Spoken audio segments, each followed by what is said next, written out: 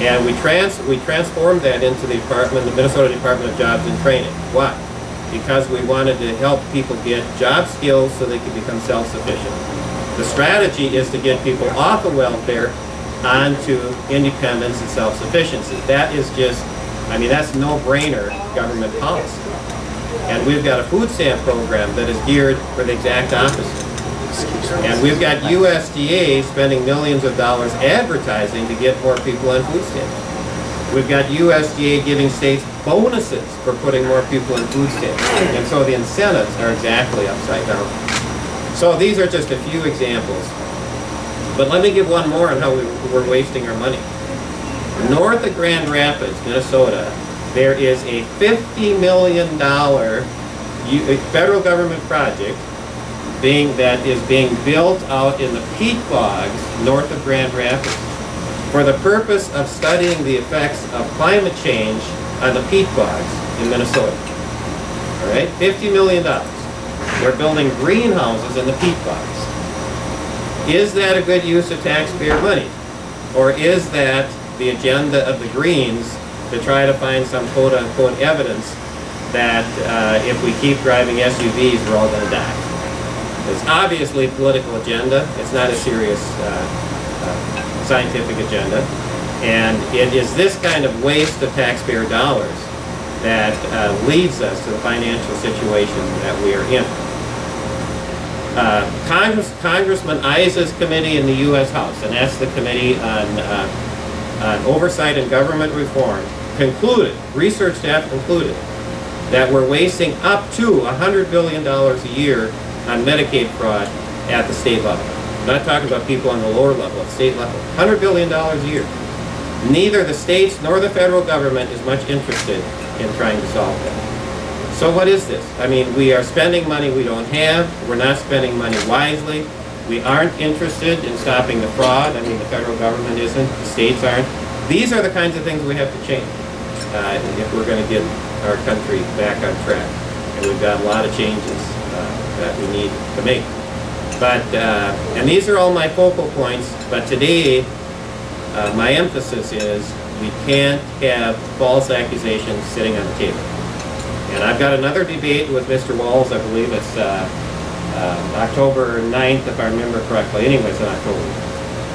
And I was hoping to clear this from the table before that debate so we could simply focus on issues. But he has refused to take it off the table. I can say that much. And so he has left on the table the ongoing exchange of ideas, the false accusation that he has made. He's refusing to retract it. He's refusing to apologize. We also have the false accusation that there's some video that verifies what he said. Two false accusations left on the table. Ladies and gentlemen, this is not acceptable in mature, high-integrity debate. And we have in front of us a huge problem. Yes, sir. You take questions? Yes, please. Oh, a couple of days ago, Congressman Waltz had a big article saying we should all vote no on the marriage amendment. Right. And I thought he's telling us how to vote. I thought we were supposed to tell him how to vote. I think that is a very good point.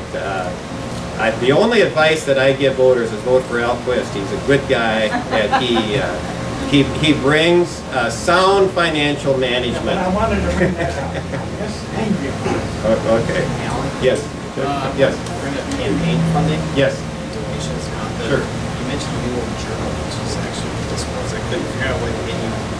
This was from mid-August, so yes. It's a little outdated. Right. It was talking about the last quarter. Yes. In August. So, yes.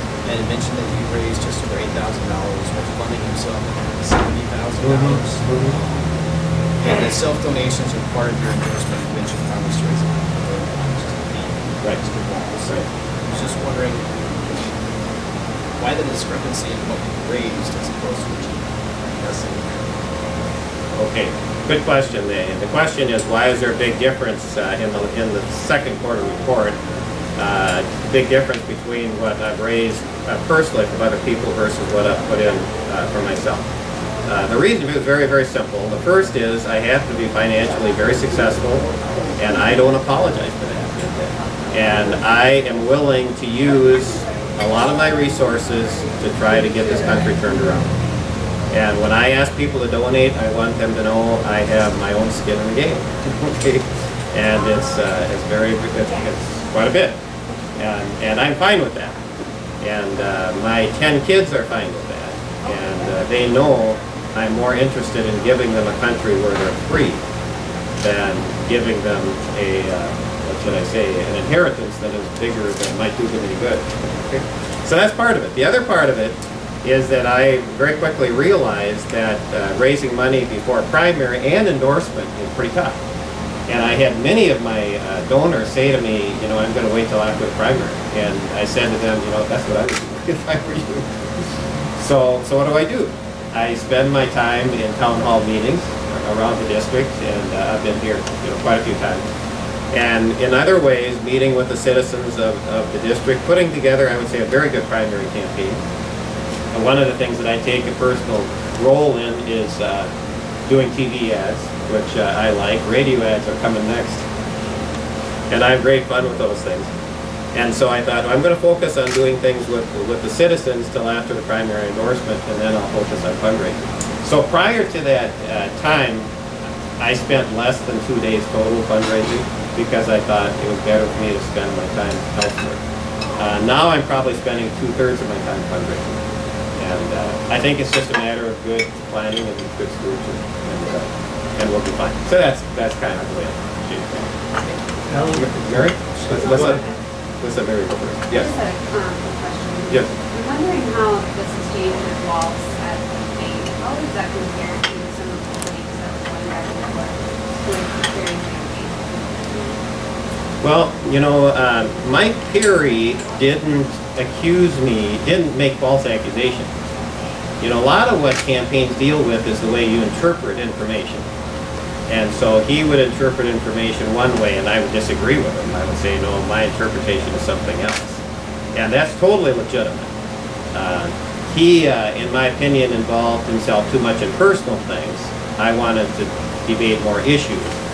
But that's not making false accusations. So when Tim Walz comes out and makes false accusations, that's a totally different sort of thing.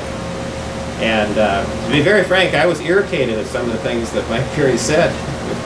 But it's nothing that I would ask for an apology for or a correction for, because it's rhetoric, you know. And I'm not thin-skinned. And rhetoric is rhetoric, and I understand that. But false accusations, that is a horse of another color. And I want you to know here, I'm not making any threats of any kind, but false accusations can rise to the level of slander. Now, I'm not suggesting that's the case here, and I'm not interested in anything legal. But false accusations are serious. And when Tim Walz has refused, and I can say that much, to correct and apologize, and so he can't claim ignorance anymore, he has made the accusation more serious. Because he knows that what he said was false. There's no question about it. It's a false accusation. He knows it's false. That is very serious. And I don't think I could stress too much how serious it is. But early on, there was talk that there was going to be a debate. What happened to that? well, here's another matter. I mean, Tim Walz, before the primary, challenged the winner, either Mr. Perry or myself, to 3 90-minute debates. And he was very explicit. 3, I can count. 1, 2, 3. 90 minutes. I know what 90 minutes is. And the debate we had in Byron was 90 minutes. And so he challenged me to 3 90-minute debates. My response was to accept. I publicly accepted. He made a public challenge. I made a public acceptance. I said, let's get these scheduled. I found out last Wednesday night that he has reneged on his commitment to a 3rd 90-minute debate. And he is now saying that the debate with Tom Hauser, which is 15 minutes, and there's a difference between 15 minutes and 90 minutes, okay, that he figures that's good enough. Well, one of the things that my son Nathan has done for me in the last few days, is he has delivered two different soybean contracts I had with the local elevator. Both 5,000 bushels. And on one of those contracts, I was way ahead of the price. And unfortunately, in the other 5,000 bushel contract, I was way behind. And so imagine what if I had asked Nathan, well, deliver the 5,000 bushels where I'm way ahead and have him cut me a check. But when it comes to the contract that I'm behind on, just fill it halfway and we'll call it good enough. How happy do you think the elevator would have been? In my business, a deal is a deal. And in my business, if I say 5,000 bushels at this price, that's where we are. And what Mr. Walls has demonstrated is that he doesn't take his own word that seriously. I take my word very seriously. And I will always do everything I can to meet my commitments. So what Mr. Walls is saying is that what he says and what he's going to do are two different things. And that's pretty serious. Yep. Following on your veterans issue. Yes. Do you have a list of veterans for Quist that some of us can sign on to? I think, Don, you are the right person to put that together. We now have a Veterans for Quist organization, and it's headed up by Don Evanson. I tell you, Don, it's one of the things that I haven't gotten to, but wherever I go, veterans come up to me and say, I'm behind you. Okay. I mean, it's just a matter of doing some organizing. And, I mean, there are an awful lot of people out there that, are with me. Partly because there's nobody who believes more in national defense than veterans. Veterans know that if we don't get our financial house in order, I mean, we're going to have a tough time having a strong national defense. In order to have a strong national defense, you have to have a strong economy. You have to be financially stable. And that's true with all our priorities, but national defense is priority one. Okay? Our federal government was put together and the Constitution was written primarily for national defense. So that can go, I mean, the policies aren't always right, but national defense is very important. Anything else? Yes, sir. Recently it was reported that the number of officers out in Afghanistan and overseas has been greatly reduced, and the number of people, veterans, having a chance to vote has been reduced. What can we do about that? Elect Mitt Romney. That's what we can do. But I would say elect Al Quist, because I mean my perspective is always fairness, equal treatment. I mean, fairness is very, very, very high. I'm going to suggest one more question if anybody. I know it was a question. Oh.